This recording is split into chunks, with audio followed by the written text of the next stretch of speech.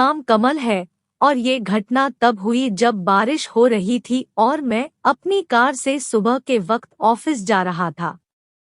रास्ते में एक लड़की खड़ी थी और वह काफी भीगी हुई थी। मैंने उसकी तरफ देखा और उसने भी मेरी तरफ देखा और लिफ्ट मांगने का हल्का सा इशारा किया। मैंने भी कार रोक दी और पूछा तो पता चला उसका एग्जाम है। उसने मुझे अपने कॉलेज छोड़ने को कहा तो मैंने हाँ कर दी। उसने मुझे थैंक यू कहा और जाते वक्त मेरा नंबर भी मांग लिया। मैंने उसका नाम पूछा और उसने बताया कि उसका नाम किरण है। ऐसा लगता था कि वह काफी फ्रेंडली थी। लेकिन फिर मैंने सोचा कि कॉलेज के लड़के लड़कियां ज्यादातर फ्रेंडली नेचर के ही होते हैं। जब प्यार का सिलसिला शुरू हुआ फिर एक दिन किरण ने मुझे अचानक से कॉल किया। उस दिन संडे था और उसने कहा कि कॉफी की प्लान बना लो। शाम को हमने कॉफी पी और खूब बातें की और रात को मैंने उसे घर छोड़ दिया। लेकिन रात को ही किरण का फोन आया और हमने फिर काफी बातें की। अब हर रोज हम बात करते और फिर मिलने का सिलसिला चल पड़ा।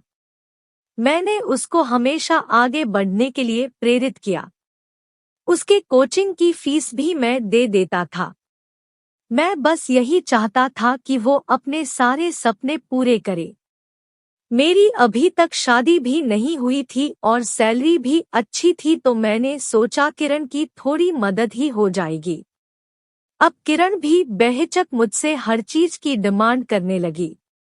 कभी उसको पैसे की जरूरत होती, कभी न्यू ड्रेस की तो कभी फीस की।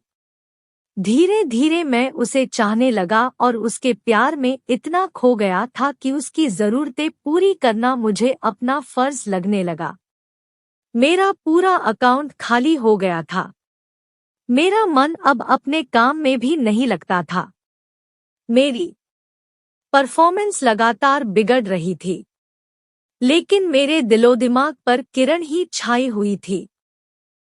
एक दिन किरण का फोन आया और उसने बताया कि उसका गवर्नमेंट जॉब में सिलेक्शन हो गया है। मैं बहुत खुश हुआ। उसका सपना पूरा हो गया था। मैंने सोचा कि यही ठीक वक्त है, क्यों ना मैं किरण को शादी के लिए प्रपोज कर दूं। सही वक्त देखकर मैंने उससे शादी की बात कर दी, लेकिन किरण ने कोई बहाना बनाकर मुझे टाल दिया। फिर एक दिन उसने मुझसे कहा कि अब मैं तुमसे ज्यादा बात नहीं कर पाऊंगी। मुझे और भी जरूरी काम रहते हैं और वह अपने काम में बहुत ज्यादा व्यस्त रहती है। प्यार का दर्दभरा एहसास आई। ये सुनकर मुझे बहुत दुख हुआ। मैंने सोचा कि उसके लिए अपना एक एक पल कुर्बान किया।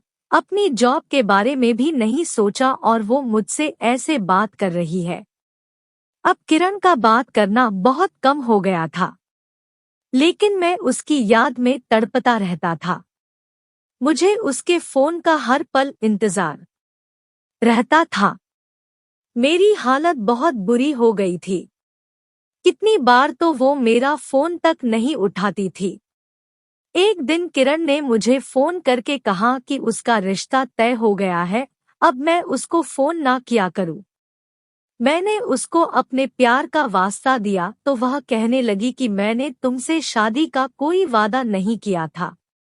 उसने बताया कि वो जिस लड़के से शादी कर रही है वो ऑस्ट्रेलिया में सेटल्ड है और शादी के बाद वो भी ऑस्ट्रेलिया चली जाएगी। मैं किरण के आगे बहुत रोया, गिड़गिड़ाया, लेकिन उस पर कोई असर नहीं हुआ। किरण के प्यार में मैं सब कुछ हार गया था।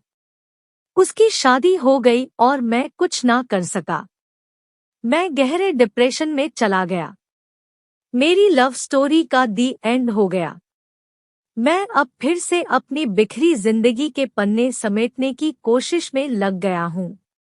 वाकई में दोस्तों, अगर हम किसी से सच्चा प्यार कर बैठे और वो बाद में हमें छोड़कर चले जाए तो इस दर्दभरे एहसास को बयां करना बहुत मुश्किल है।